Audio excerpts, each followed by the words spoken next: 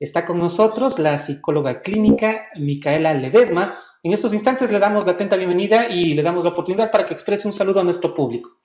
Muchas gracias por la invitación, Gustavo, y muchas gracias a todas las personas que se van a dar el tiempo de ver esto y de ver una mirada diferente frente a nuestra existencia y a nuestro comportamiento desde algo fascinante que yo hago, que es el psicoanálisis. Así es, y el tema central programado para este espacio es una mirada al comportamiento humano desde el psicoanálisis. Son palabras nuevas seguramente para una buena cantidad de las personas, así es que para comprender mejor le voy a pedir en la parte inicial que nos exprese una definición, qué es lo que debemos de entender por el psicoanálisis. Bien, el psicoanálisis es una rama de la psicología clínica, un enfoque, una teoría de la psicología clínica que no es una ciencia, primero que nada. Ya les voy a explicar después por qué no es una ciencia, pero que es una práctica clínica y que funciona. Y que claro, yo día a día veo en la consulta con mis pacientes que realmente funciona. Y es fascinante. Entonces, vamos a empezar por la epistemología del psicoanálisis y vamos a separar con las palabras griegas de dónde viene, que es psique. Por eso viene psico, y psique para los griegos era alma, espíritu e incluso mente. Y análisis, obviamente, como este análisis de la mente, análisis de la psique. ¿Ya? Esta teoría es propuesta por Sigmund Freud en finales de 1800, inicio de 1900. Después hay una colaboración de Jacques Lacan y también una colaboración de Jung, que luego va a tomar un camino diferente al psicoanálisis, pero con la base en el psicoanálisis para proponer otra rama dentro de la psicología, que es la psicología analítica. Carl Jung, ¿no? A él se refiere que fue alumno y admirador de Sigmund Freud. Ellos estudiaban el psiquismo. Entonces, ¿de dónde nace el psicoanálisis? ¿Y qué es el psicoanálisis?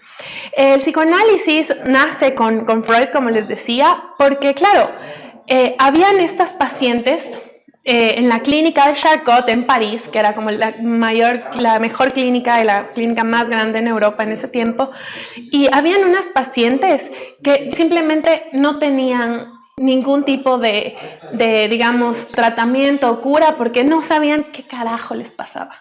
Entonces, a esas pacientes se les llamaba histéricas. Y se les llamaba histéricas porque aparentemente esta palabra viene de que, claro, es como las mujeres se alocan, las mujeres no saben qué les pasa, como en esta categoría. Y histeria viene de Egipto, en donde la palabra hysterium significa útero. Entonces aparentemente era que el útero se les subía a la cabeza a las mujeres y estaban locas y no sabían qué les pasaba y se les dormía el brazo, se les dormía la pierna, tenían así como unos síntomas que no tenían ningún tipo de explicación médica y que aparentemente estaban en el cerebro. Entonces eran las histéricas y Freud se encargaba de eso. ¿Por qué? Porque él era un médico que estudió e hizo su posgrado en neurología. Entonces con Bleuer, que es como otro colega, empiezan a ver como qué onda con estas mujeres y llegan a la técnica de la hipnosis con Bleuer. Entonces ahí se dan cuenta de que no, definitivamente hay algo que está debajo de la conciencia o que aparece cuando las pacientes están como en este estado inconsciente. Entonces ahí es que Freud se da cuenta de que hay un sujeto debajo de la conciencia que es el que también de alguna forma se expresa y tiene una forma de actuar y de reaccionar y de hablar fuera de nuestro yo, fuera de nuestra conciencia. Entonces, ahí hay un montón de investigaciones y hay todo un recorrido teórico de Freud en una primera tópica. Primero dice una cosa, luego sigue estudiando, era un tipo fascinante, y sigue estudiando, luego como que lo cambia y de alguna u otra forma en la segunda tópica ya da como esta estructuración psíquica de cómo nosotros no solamente somos una parte consciente, sino también tenemos abajo de eso una parte inconsciente, que es más o menos para que nos entiendan el lugar de los sueños. donde como, ¿qué carajo son los sueños? La biología, las neurociencias y todo, como tienen su explicación, pero para Freud el inconsciente es el lugar de los sueños, entonces está ahí, está dentro de nuestro psiquismo. Bueno, de hecho es interesante todo lo que usted menciona y se alinea a lo que también en mi caso particular he estudiado. Soy magíster en comunicación política y estudiamos mucho de neurociencia aplicado al comportamiento humano, y claro, ahí aprendemos que el ser humano y su cerebro está o tiene automatizado gran parte de sus comportamientos. Es más, el 90% de todas las decisiones que tomamos son inconscientes y subconscientes, y no nos damos cuenta de aquello. Más bien el acto de pensar, de razonar, de reflexionar, de tener un pensamiento crítico, eso es lo que requiere un esfuerzo, y a través de los cientos de miles de años es que el cerebro fue encontrando esa facultad, y por eso es que pocas personas realmente tienen la oportunidad de trascender con su pensamiento. De ahí la mayor parte de lo que hacemos es reaccionar, se requiere un tiempo en el cultivo de nuestro pensamiento para realmente adquirir esa conciencia de la que usted habla. Sí, de acuerdo. Es como dentro de la filosofía un poco se entiende a la conciencia como esta parte moral, esta parte ética, esta parte de la virtud, esto que de alguna forma ha ido moldeando al ser humano dentro de un lazo social. Pero la conciencia para el psicoanálisis es simplemente ese lugar, es nuestra mente, es el lugar en el que nosotros recordamos nuestra infancia, cosas de nuestra infancia, recordamos qué nos pusimos ayer, es de esos gustos que tenemos, por ejemplo, hoy, ¿por qué está vestido con esa camisa? Porque entre comillas es como nada es un evento al azar. Entonces todas las cosas que aparecen en la mente, las decisiones, los deseos, los recuerdos, todo lo que se ve, digamos, es la conciencia para el psicoanálisis, es el yo, es esa estructuración, y el yo es como la parte más superficial, porque imagínense, querida audiencia, como un iceberg, ¿no? Así lo explica Freud. Entonces, la conciencia, el yo es lo que se ve afuera, y es la puntita, nada más. Y abajo del mar, digamos, lo que no se ve, toda una estructura gigantesca, todo lo que volcó el Titanic, digamos, es el inconsciente. Entonces, ahí hay una pequeña diferencia frente a lo que significa ser consciente, digamos, y la conciencia o el yo para el psicoanálisis. Bueno, me hace acuerdo usted también de lo que aprendemos en el estudio filosófico, que el ser humano está compuesto por dos partes. Una naturaleza inferior, donde ahí está la parte física, emocional, energéticamente concreta, y una tríada superior, que ahí está la mente pura, la intuición y la fuerza de voluntad. Se va aproximando a lo que usted nos explica. Sí, sin duda. Es interesante. Algo fascinante dentro del psicoanálisis, dentro de la filosofía y dentro del pensamiento humano como tal, es que los humanos a lo largo de nuestra historia siempre nos hemos preguntado por esto, ¿no? Siempre ha estado ahí como esas inquietudes de quién soy, de dónde vengo, hacia dónde voy, qué quiero, ¿para qué estoy aquí? ¿Para qué estoy aquí? ¿Cuál es mi propósito? Exacto. Y un poco, por ejemplo, ahí me voy a salir un poco del psicoanálisis y voy a ir a Carl Jung. Y él plantea que no solamente hay un inconsciente personal, como lo decía Freud, y que claro, la lucha de Freud era como hacer que el psicoanálisis sea reconocido por todos estos médicos famosos en Europa y que sea reconocido por la ciencia. Porque recordemos que en esa época salíamos un poco del oscurantismo y estábamos como en toda esta onda positivista donde, claro, todo se tenía que comprobar, todo tenía que ser bajo el método científico, todo tenía que ser como realidad, ¿no? Entonces ese era el pensamiento que primaba en esa época. Y claro, entonces para Freud era súper importante sacar al psicoanálisis dentro de lo esotérico, sacar al psicoanálisis dentro de los mitos, para ajustarse a la nueva onda, que creo que inició con René Descartes, otro de los grandes filósofos. Exacto, que es el padre de la Ilustración, sin duda. Entonces estamos en esa onda que ahora es como, estamos en el postmodernismo, ¿no? Que ahora es como más fuerte que nada, porque ahora es como, a ver, compruébame y te creo.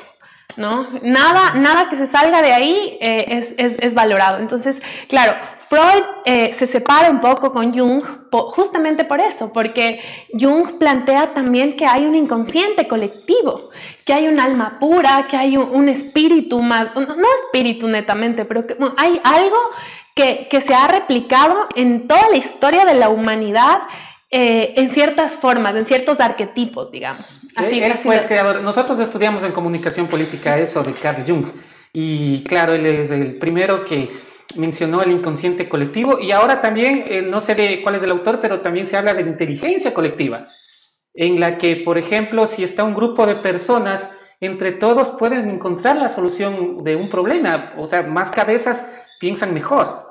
Sí, entonces justamente Jung plantea esto del inconsciente colectivo, y en esto del inconsciente colectivo hay estos arquetipos de el bien, el mal, la madre, el padre, el guerrero, el héroe, es como el Joker, ajá, el payaso, como que se van como replicando, es como no netamente responden, digamos, a este tejido social actual, posmodernista, sino que han venido desde siempre replicándose. Esos dos arquetipos se ubican en todos los tiempos del ser humano. Del ser humano. Desde que conocemos nuestra historia. Exacto. Entonces eso es súper interesante, porque ahí entonces ya nos separamos un poquito del psicoanálisis y nos vamos hacia este inconsciente colectivo que de alguna u otra forma ha estructurado nuestro psiquismo y ha estructurado nuestra historia universal como humanidad.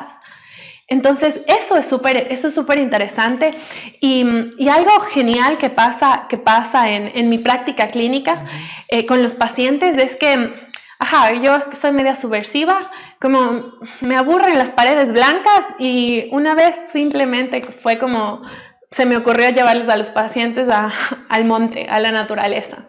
¿Por qué? No solamente porque se me ocurrió, pero Jung lo hacía con sus pacientes en Suiza, porque él es suizo. Entonces tenía una casa redonda que él la construyó sin esquinas, una casa redonda, y iba con sus pacientes al bosque a caminar, y así tenía su terapia. Al igual que Lacan, iba a caminar en lugar de estar sentado como con el típico diván o en la típica clínica y hablando. Y eso es curioso porque, claro, ahora es como la ciencia, las neurociencias han demostrado que a medida que nosotros caminamos hay mayor plasticidad cerebral, o sea, hay mayores conexiones que se forman en la mente. Entonces, audiencia que nos está escuchando, si ustedes quieren realmente aprender algo, grabarse algo, caminen, no se queden sentados.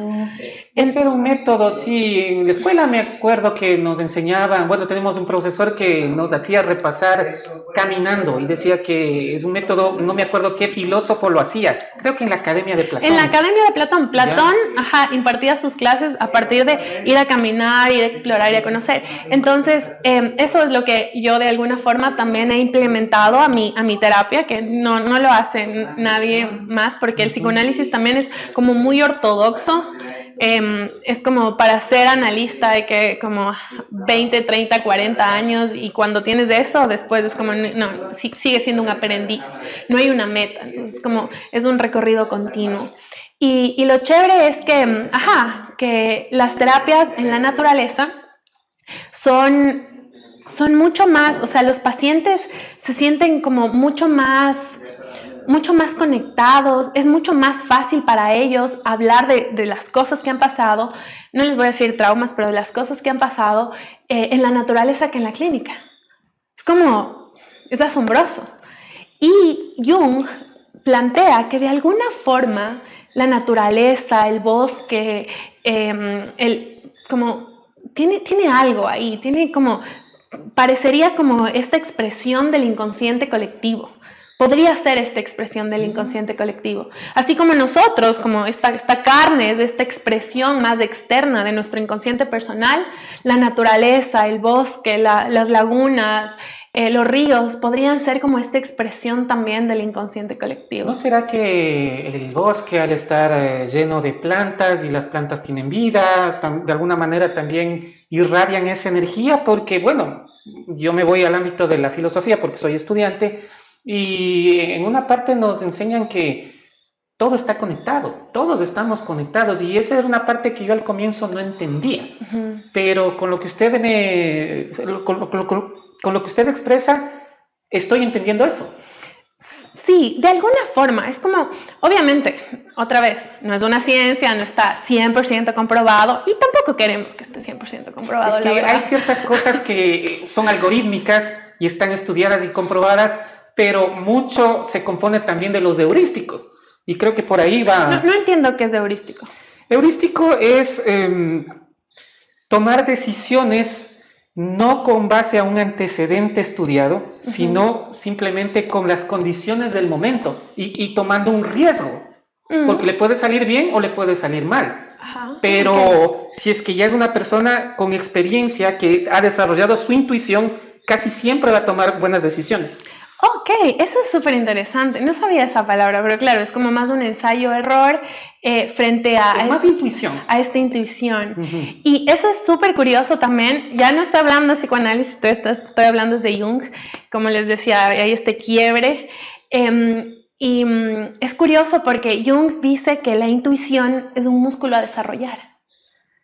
Y es parte de la expresión de este inconsciente colectivo que, digamos, es esta alma pura, esta alma total, esta totalidad que no se puede entender, porque los humanos no podemos entender las totalidades porque solamente entendemos el mundo en base a la diferenciación, es como así funcionamos. Platón diría que ese conocimiento es extraído del mundo de las ideas. Del mundo de las ideas, ajá. Y es curioso que para Lacan, que como les había mencionado, que viene como de alguna forma a aportar mucho a la teoría psicoanalítica de Freud, él dice que el inconsciente es palabra, el inconsciente es lenguaje.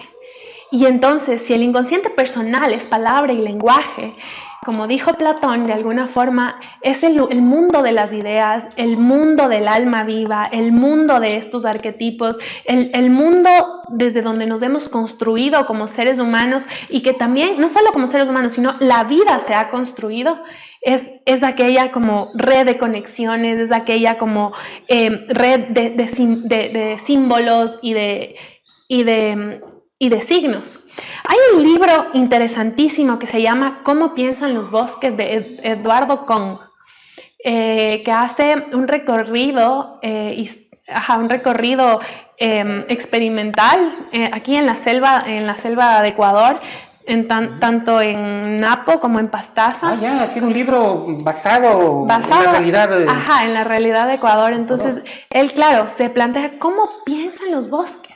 ¿Cómo vamos a entender cómo piensan los bosques desde nuestro pensamiento humano? Es imposible. Desde ya el título es Sí, es medio como fantasioso. Ajá, exacto. Pero él termina diciendo, que claro, es primero imposible, pero él termina diciendo que los bosques se comunican así, a través de signos, de símbolos, que no son lingüísticos como en los humanos, pero son signos, son desde la semiótica y desde la lingüística. Por ejemplo, nosotros tenemos dos vasos aquí. El uno con muchísima concentración de sal y el otro sin nada de sal, sin nada de soluto, digamos. Ponemos un papel y al otro día vamos a tener los dos vasos con la misma concentración de sal. ¿Por qué? Porque la naturaleza, el agua, los objetos tienden siempre a equipararse, siempre tienden a responder a estos signos, a responder a esta semiótica, a esta comunicación a través de los signos. Como que se contagia. Entonces, algo parecido pasa en nuestro psiquismo. Sí, eso le iba a decir, y es por eso, ahí viene una explicación que necesitaba, porque muchas cosas he aprendido, pero no sé el condumio que hay detrás de. Y ahí viene, por ejemplo, la explicación de por qué ocurre la manipulación de masas. Porque se contagia este pensamiento. Y ahí empato también con un libro que estoy leyendo en estos momentos, recién lo adquirí y fue recién escrito, y le podría recomendar que lo lea, le va a interesar. ¿Cómo se llama? Se llama La Sociedad del Relato. Ok, interesante. Solo con el título yo ya sé que ya intuye a lo que va. Sí. Y está fascinante, o sea, ahí yo comprendo tantas cosas, los constructos mentales.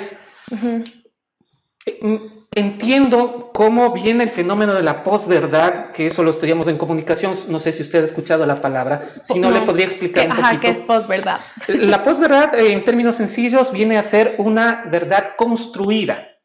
Es decir, la verdad se basa en hechos, pero la posverdad es una construcción que se hace realidad, pero solo en la mente, no basada en hechos. Y esta realidad no basada en hechos puede ser algo construida, que llega y se hace creencia a través de los estímulos que recibimos del exterior. Y claro, por ejemplo, los medios de comunicación son una herramienta para aquello. Sí, eso. Por eso, de alguna u otra forma, yo suelo tener estas conversaciones con amigos, con colegas, y es como nosotros terminamos diciendo, sí, la realidad no existe. Sí, no existe. Porque no existe una realidad, diría yo, sino cada cual tiene su realidad. Exacto. No existe, porque digamos, lo que este esfero significa para mí, no significa para usted. Y no significa para todas las personas que están aquí. Entonces, nosotros, en el mundo de los hechos y de las ideas, le pusimos de nombre esfero y articulamos así la comprensión del mundo que tenemos. Pero eso no quiere decir que para dentro de la subjetividad, que para dentro del psiquismo, esto signifique lo mismo. Por lo tanto, una realidad per se, una realidad de hechos, una realidad material, no es algo tan palpable, no es algo tan fácil de creer realmente. Porque si nos ponemos a pensar más a fondo y nos ponemos a reflexionar frente a las cosas, que es lo que hace la filosofía desde siempre, y que probablemente sea también una expresión de esta alma pura, de esta alma viva, de este inconsciente colectivo,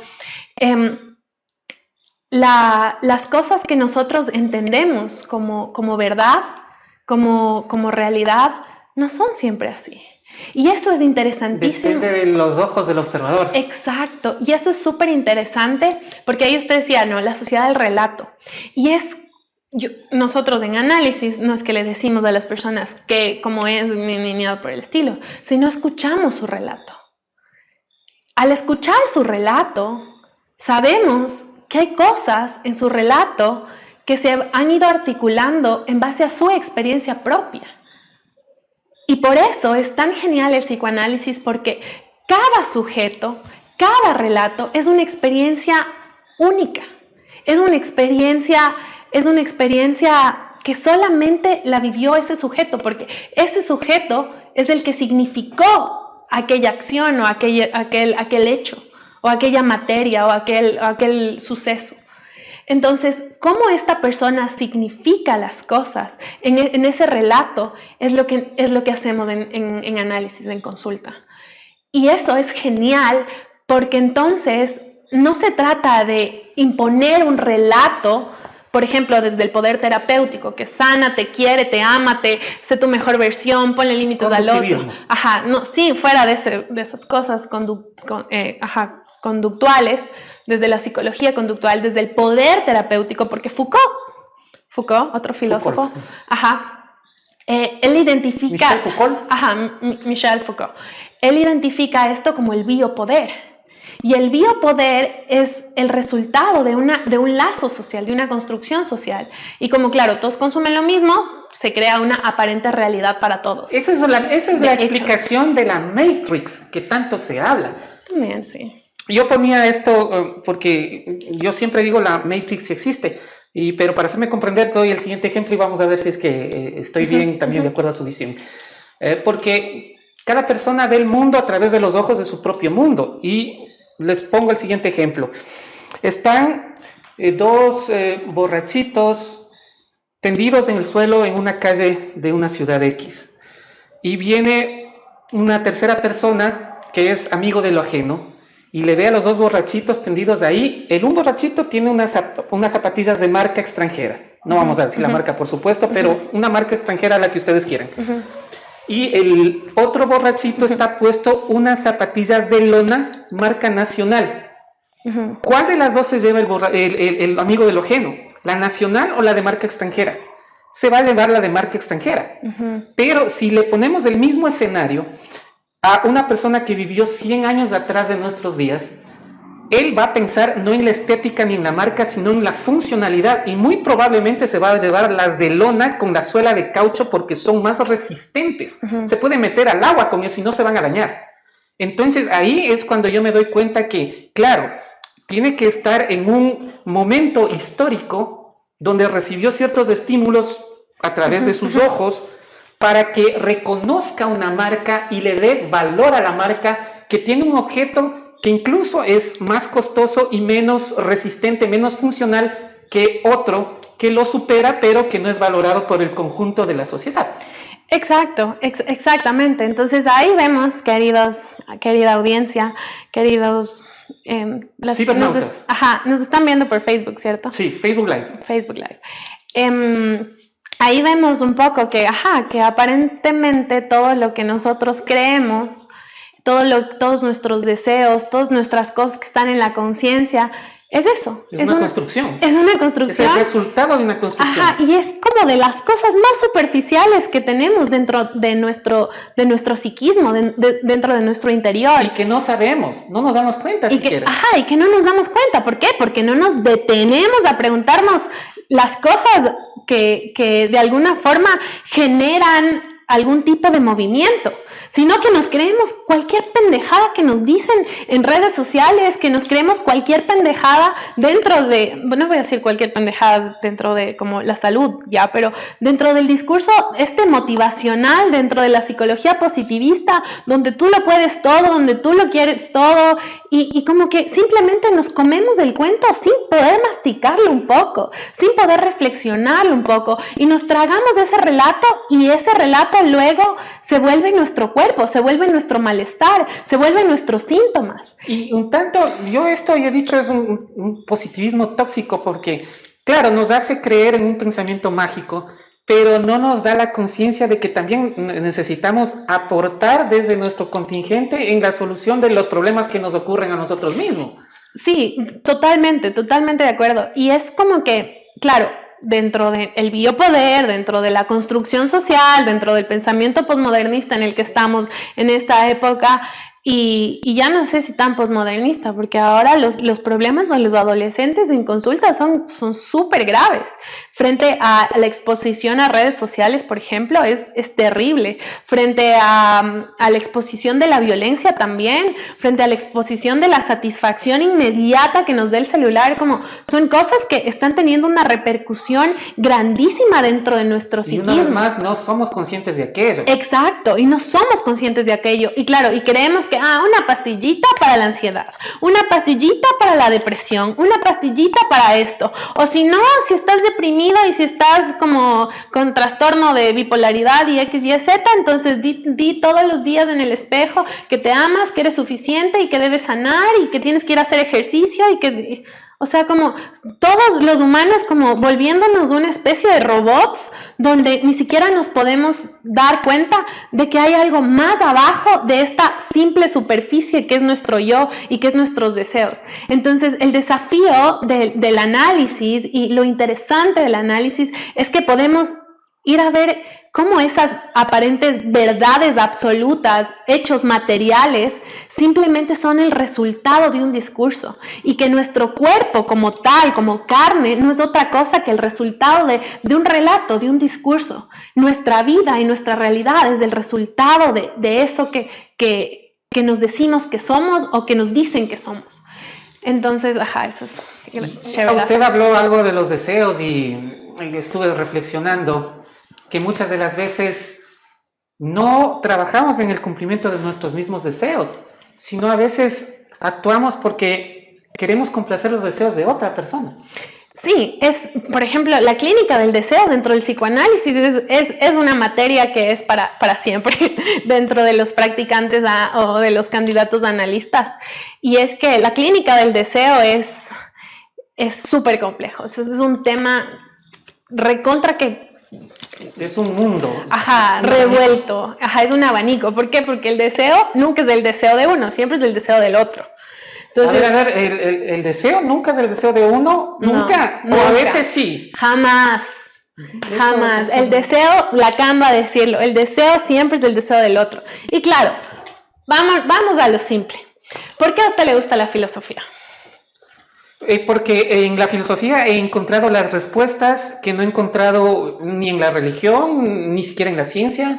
Sí, en la filosofía voy descubriendo las respuestas a las inquietudes que lo he mantenido por años y no han tenido solución. ¿Y de dónde nacen esas inquietudes y esa búsqueda de esas respuestas? Lo único que puedo responder es que habemos personas que tenemos o nacemos con un espíritu inquieto. Ajá. Y yo puedo ser una de esas personas, con seguridad. Ajá. ¿Y desde cuándo usted se cataloga como este espíritu inquieto? No podría decirlo, seguramente ya es de nacimiento, pero obviamente que tienen que haber transcurrido algunos años para adquirir esa conciencia.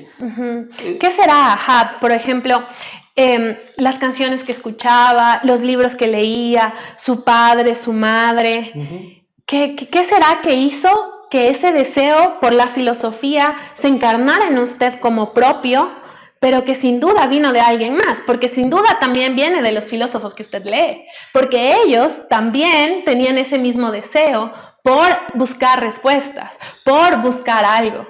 Entonces, ahí vemos cómo somos seres sociales, sí, somos seres por naturaleza, y siempre vamos a ser un poco el resultado de lo que nuestro tejido social nos dice. Vamos absorbiendo, es que aprendemos de nuestro entorno. Pues. Entonces, por eso el deseo nunca es propio, por eso el deseo siempre es del deseo de alguien más. Por ejemplo, sin duda, a mí me gusta, yo que he tenido un recorrido de análisis por algunos años, yo siendo paciente, es interesante cómo mis gustos, mis deseos se han ido desarrollando en base a compensaciones tanto conscientes o inconscientes frente a mis padres, frente al hecho de que obviamente nacimos o crecimos en Pastaza, estamos cerca de la naturaleza, como todas estas cosas siempre como están como concatenadas, es como una cadena de significantes, es como una cadena de eventos que se han ido como alineando para que, entre comillas, tú seas quien tú eres. Por eso, otra vez, decimos que el cuerpo no existe y que el cuerpo es simplemente el resultado de ese relato. Y así también, digamos, las enfermedades, y así también, digamos, los síntomas, y así también todo este malestar social, emocional que sentimos y que siente nuestra sociedad ahora. Bueno, como el tema central era la comprensión del comportamiento humano desde la mirada del psicoanálisis, le voy a manifestar algo que he escuchado anteriormente y seguramente usted me va a dar una buena respuesta. Los primeros años de vida de una persona, del 0 al 7, es el cimiento de lo que le va a ocurrir a la persona en el transcurso de su vida. Y claro, pasará 10, 20, 40 años y no se va a acordar de los 7 primeros años, esos eventos, esos detalles mínimos, pero que sí marcan un hito dentro de su personalidad incluso. Absolutamente, absolutamente. El psiquismo humano, está siempre como en constante movimiento, sin duda. O esperamos que siempre esté en constante movimiento. No creo que todos. Ajá. Pero de alguna... Normalmente o usualmente. Usualmente, ajá. Pero de alguna forma es súper interesante que, digamos, el humano, la concepción del humano, por ejemplo, yo no soy mamá, digamos, pero el hecho de, si yo tuviera un hijo, ese hijo ya existe en mi deseo, ese hijo ya existe en mi vida, ya existe en mi relato, no existe en la materia, no existe en el cuerpo, no hay, pero ya existe en cómo yo le pienso, y ese como yo le pienso va a determinar muchas cosas frente a cómo este niño puede ser o esta niña puede ser. Y ese pensamiento viene también de un constructo social. Exacto, viene de tu historia personal. Y como no lo tiene, también viene de otra corriente. Exacto. Porque usted no quiso ser igual que en anteriores generaciones. Sí, de alguna forma, es como, y ahí vamos a entrar como a la parte personal. Pero sin duda, lo que quería decirles es que, claro, todo lo que a nuestros abuelos les pasaron, a nuestras abuelas les pasaron, a nuestra mamá le pasó, de alguna u otra forma va a tener cierta incidencia en ese nuevo ser que todavía ni siquiera existe. pero ya va a estar determinado. Entonces, cuando una mujer está embarazada y cuando ya nace el bebé, y hasta los 5 años más o menos, es como, es lo más susceptible, es cuando ahí se van estructurando ciertas cosas que son súper difíciles de entender y de como, que es ya como la teoría psicoanalítica así, más profunda. mucho más profunda, pero es como ya se van a ir, son esas primeras cadenas, esos primeros significantes que se van a ir conectando. Entonces es súper importante esos primeros momentos dentro de la infancia, dentro del desarrollo psíquico de los seres humanos. Y vemos cómo, por ejemplo, en consulta, cuando vienen los pacientes, obviamente me cuentan, este es mi problema actual, bla, bla, bla, bla, bla, pero es como, no. Esto está intrínsecamente relacionado con la infancia del niño, con la infancia del sujeto. Y es curioso porque el inconsciente, otra vez, es como que se mueve por compensaciones, tanto siguiendo la misma corriente o compensaciones contrarias. Entonces, es como estos síntomas que aparentemente está teniendo ahora, simplemente son una forma de hablar de aquellas cosas que habían pasado ahí atrás, aparentemente en el tiempo, en nuestra conciencia, en la superficie, porque en el inconsciente no hay tiempo, va a decir Lacan. En el inconsciente es un constante existir, no sé, es como en los sueños, ¿no? En los sueños no hay espacio, no hay tiempo, no hay estas estructuras conscientes. Entonces el inconsciente también es algo así. Por lo tanto, estas cosas que pasan en la infancia van a tener 100% su repercusión en el día a día y en la persona. Y por eso siempre el humano, otra vez, está conectado a toda su cadena de significantes. Y por eso podemos decir que esto nunca va a significar, o sea, que la materia y que los hechos nunca van a significar una totalidad o una comprensión o un lazo social donde se entienda esto como materia, sino siempre va a ser ese resultado de esa cadena de significantes, de ese relato. Bueno, de hecho, el tiempo, como lo conocemos, también es un constructo social. Sí. En la antigüedad no tenían la idea o el sentido de los horarios. Ya fue con la revolución industrial donde se reguló esto. Mire, por ejemplo, esto las personas comúnmente no van a saberlo.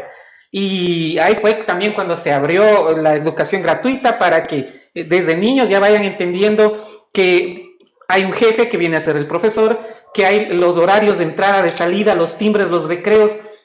Porque antes la gente mayoritariamente era campesina y no tenía un sentido de horario, sino simplemente se levantaba con la luz del sol y se iba a acostar cuando cae la noche. Y claro, tenían otra forma de entender el tiempo, porque lo entendían circular en estaciones.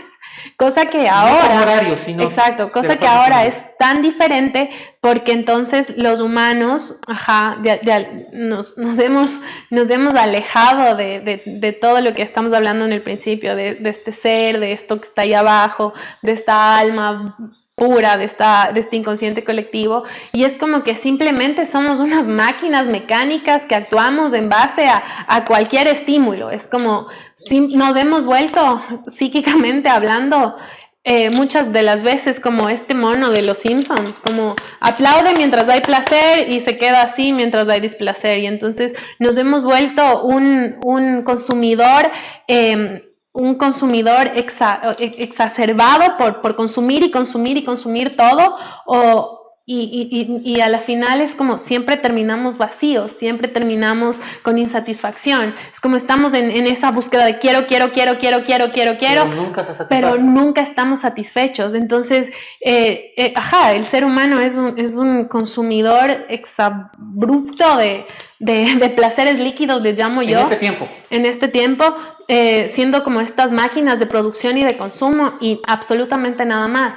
Y eso de alguna forma también como Tiene parte de sus causas por este discurso terapéutico de la psicología positivista, donde tienes que estar bien, donde tienes que estar motivado, donde tienes que estar como feliz, donde tienes que estar productivo, y es como no. Y el psicoanálisis es tan interesante y es tan genial porque nos permite ir a esa falta, a ese vacío, a esa cosa que te jode y que no te deja dormir, a esos insomnios, a que podamos habitar ese dolor, esa angustia. No queremos quitarle de por sí la posibilidad de estar abajo, de estar en ese bajón al paciente, de estar perdido. No queremos que se encuentre. No quieren que quitarles de ese dolor, porque el dolor también es parte de la vida, incluso de la evolución. Exacto, ajá. Es como, de alguna forma, en psicoanálisis, en la consulta, yo suelo hacer como un dibujo de unas olas con los pacientes. Es como que,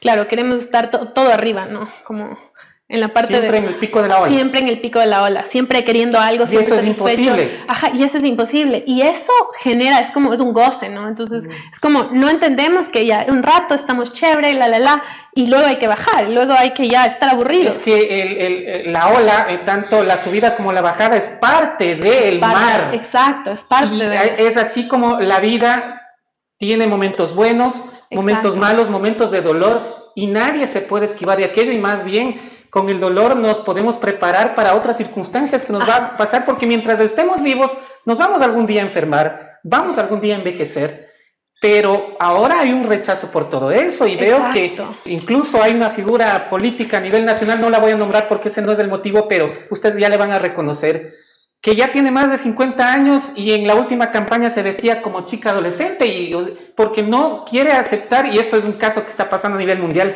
no quieren aceptar los años que van transcurriendo y quieren ser eternamente jóvenes. Claro, es como, estamos negando la falta, estamos negando que envejecemos, estamos negando que las cosas nos duelen, estamos negando que hay que aburrirse, estamos negando todo lo que no nos da placer. Estamos como poniéndonos, ¿no? Como los caballitos. Exacto. Por eso le decía. No estamos solucionando nada, estamos poniendo una venda nosotros mismos. Exacto. Por eso les decía, es como el ser humano se ha vuelto un consumidor exacerbado por dopamina, serotonina y todo lo que nos da placer. Y esta pendejada es parte de esa es una herramienta que de esa contribuye a lo que se menciona. De esa exposición paulatina que vamos teniendo y que los chiquitos están teniendo. Por eso, y permítame en esta parte le corto porque sí quiero que una profesional en la materia lo diga. Yo he visto que madres de familia le están dando los teléfonos a los niños chiquitos. No, por favor. Y yo ya intuyo, sin mayor conocimiento de causa, pero yo ya intuí que esto no debe ser nada positivo. Entonces quiero que una profesional en la materia les diga, por favor, a las madres de familia y padres también. Pero es que no les vamos a decir a las madres y a los padres, porque entonces eso sería como, dar cuenta de que está bien y que está mal.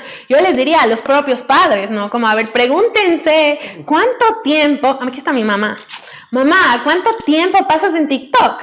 ¿Cuánto tiempo pasamos en Facebook? ¿Cuánto tiempo? Yo en Instagram. Qué bestia, qué manera con este Instagram. No, yo no tengo Instagram, por eso no me he abierto a todas las redes sociales, porque yo estoy aplicando una técnica de ignorancia selectiva, porque es demasiado. Entonces sí hay ciertas cosas que en la actualidad, en la modernidad, son herramientas que se necesita tener, pero no necesito tener todo, entonces, es una locura porque tipo, todo el tiempo estamos con esta cosa al lado de nosotros, estamos aburridos. Celular, placer. Estamos angustiados, el celular. Me olvido un rato nomás. Netflix. La dinámica de Netflix y de las series ha contribuido también paulatinamente a que ahora el humano se haya vuelto este objeto de consumo y de producción. ¿Por qué? Porque ya no, mamá, cuando eran chiquitas veían novelas, ¿cierto? Se veían las novelas, sí. Entonces había un capítulo de 1 hora y ya se acababa. Y al otro día teníamos que esperar. Sí, me acuerdo. Ahora, ¿cuántos capítulos nos vemos en una sentada en Netflix? ¿Dónde está el espacio para la espera, para la falta, para la angustia, para el dolor, para el miedo? Es como, vamos a terapia a que nos curen. Queremos de inmediato las ahorita, cosas. Dígame qué hacer. Y por eso es que no se quieren aguantar, no tienen paciencia, quieren la pastillita mágica para bajar de peso y no es así tampoco. Exacto, también. Es el resultado de un proceso, de un esfuerzo. Ajá, de acuerdo. Entonces es como el humano de esta época es un consumidor exacerbado de dopamina, de porque serotonina. Vivimos en una dictadura del placer también. Exacto. Vivimos, le recomiendo, creo que sí, le había dicho, este libro de Zygmunt Bauman que se llama Sociedad Líquida. Ajá. Y para los pacientes, para las personas que nos están viendo también, y que sin duda el amor, que no hemos tocado ahora, es como uno de los motivos de consulta más frecuentes, tipo es como todos ¿El sufrimos. amor o el desamor? Ajá, el amor y el desamor es como es el tema de central. Los temas más fuertes en más consulta. Recurrentes. Ajá, como ya me dejaron, ya ni sé qué, ya volví, y todas esas cosas. Entonces, Zygmunt Bauman también tiene este libro que se llama Amor Líquido. Entonces los dos están muy anclados a cómo los humanos de esta época reconocemos al otro y cómo de alguna forma los humanos de esta época usamos al otro como objeto de nuestro placer y de nuestra satisfacción. Entonces tiene que ser el que me gusta, como yo quiero, tiene que ajustarse a mi expectativa. Y a mi expectativa. Y eso hace que no veamos al otro como un otro que está igual de roto, digamos, que tiene un montón de cosas. Que tiene virtudes, pero también tiene defectos. Claro, y que sea como este otro que tiene que complacerme y que tiene que darme detalles y que tiene que verme y que tiene que... Es como, no. Entonces, eso es súper interesante también. Y mucho de ahí es donde viene la insatisfacción, pues, porque se genera una expectativa irreal. Claro, y después como el poder terapéutico va a venir a decir como, entonces no tengas expectativas. Y es como uno de los objetivos del análisis en lo que yo hago, es que justamente puedes tener una expectativa y decepcionarte y joderte para encontrarte con la otredad, para encontrarte con esa alteridad, que no es lo que tú quieres. No es lo peor. Que no responde a tu deseo, sino que responde a que el otro es un otro sujeto, no para tu consumo, no para tu deseo, sino porque es un otro sujeto, ser humano, no objeto. Y tú igual. Pero claro, para entender estas cosas hay que hacer análisis. Ay, perdón, que yo ya me sentí en confianza y alcé los pies y ajá. No, aquí estamos en casa, estamos en casa. Es como, no sé, Joaquín Sabina tiene esta canción que dice, a las buenas costumbres nunca me he acostumbrado, aunque mi mamá es como, siéntate bien. Pero, eso responde también a una norma. Ajá, sí. Perdón por eso, pero muchas gracias por su tiempo, por ver esto y también por hacerse estas preguntas que otra vez tal vez no simplemente vienen de Gustavo o de la filosofía o del psicoanálisis o de Micaela como persona, sino vienen desde ahí abajo, bien profundo. Y es claro, ese lugar donde no podemos llegar, pero que cada tanto podemos sentir en esa espiritualidad, en esa conexión, en ese amor que no es para uno, sino para afuera. Y esa cosa sin nombre, esa totalidad tan grande que algunos le dicen Dios, que algunos le dicen espíritu absoluto, o como Jung, inconsciente colectivo. Y el todo también. El todo, el absoluto, que el es Deus. El Deus, ajá. De ahí sale la palabra Dios, de hecho. Bueno, eso ya me voy a meter por ahí porque es un tema mi palabra favorita dentro del idioma castellano es eudaimonia. ¿Qué significa? Eu, que es bueno, y daimon, que es espíritu. Entonces viene desde ahí, viene también como del Deus, daimon, de la totalidad y aunque somos tan insignificantes que nunca vamos a poder entender esa totalidad o significar qué es Dios o qué es el inconsciente colectivo o qué es el inconsciente siquiera, pero con estos encuentros de sujeto a sujeto, sin pensar que uno lo sabe todo, digamos, que es una pretensión bien fea. Sí, el ser humano en su arrogancia se cree lo máximo de la creación. Nos han hecho creer que somos lo máximo de la creación, pero nuestro cerebro es altamente manipulable. Absolutamente. Sí, hay este otro libro tienen que leer que se llama Homo Sapiens, de Yuval Harari, donde nos dice que los humanos nos pusimos en la cúspide de la pirámide alimenticia, apelando que somos la especie más inteligente, cuando, ¿qué es la inteligencia? ¿No? Nosotros mismos ponemos el parámetro, somos juez y parte para decir que somos los más inteligentes. Bueno, ahí me hace acuerdo de otro libro de Desmond Morris que se llama El mono desnudo. Ahí sí, más bien habla de que nuestro cuerpo, nuestra composición genética es el 98% primates, somos animales, y que solo un 2% hace la diferencia, que nos da un poquito de inteligencia, y eso nos ha permitido una diferenciación, pero es bien poquito realmente, sí, porque actuamos irracionalmente. Imagínense ustedes que hasta la actualidad muchas de las veces nos peleamos por un partido de fútbol, nos peleamos y salvajemente en las redes sociales por defender a tal o cual político que a veces ni se sabe que existe, o sea, el político ni sabe que existe la persona y la persona ahí peleándose con todo el mundo. Sí, Yuval Harari dice que nosotros nos pusimos en ese lugar solamente porque como Homo sapiens pudimos cooperar en masas en base a crear ficciones, a crearnos un relato, una ficción, una realidad en la que todos pudimos cooperar hacia eso. Esa es la única diferencia que este antropólogo hace. La colaboración. Frente a las otras especies, frente a las abejas, frente a las hormigas, frente a los otros primates, porque sí, es como tenemos el 98% de compatibilidad genética con los bonobos, que son una especie de chimpancés.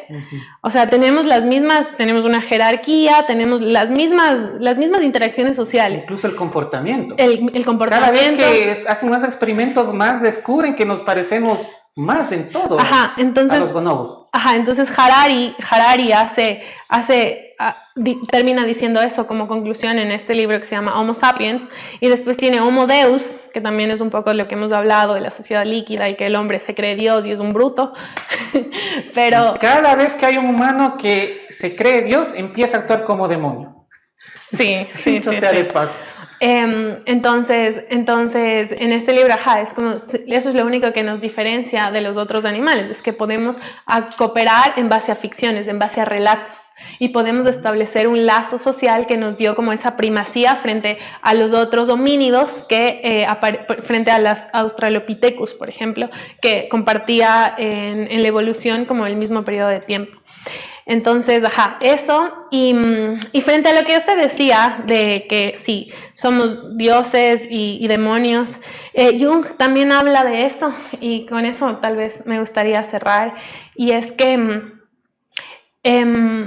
tanto como en la vida tenemos el día y la noche, dentro de los arquetipos que van hacia nuestro inconsciente, que están ahí abajo, profundo, también tenemos esta luz y esta sombra, esta parte divina y esta parte demoníaca, y no solo nosotros los humanos, sino también la naturaleza.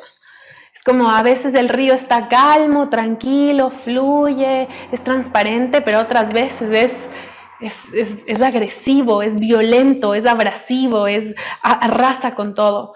Entonces, esta parte demoníaca de nosotros a veces nos controla, sin duda, a veces nos actuamos desde ahí.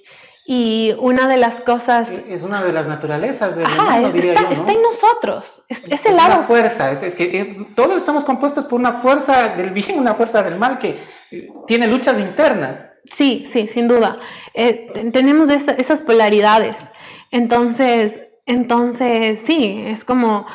¿Hasta cuándo, digamos, uno va a seguir actuando desde ese lado de la sombra, desde ese lado del dolor, desde ese lado de la angustia?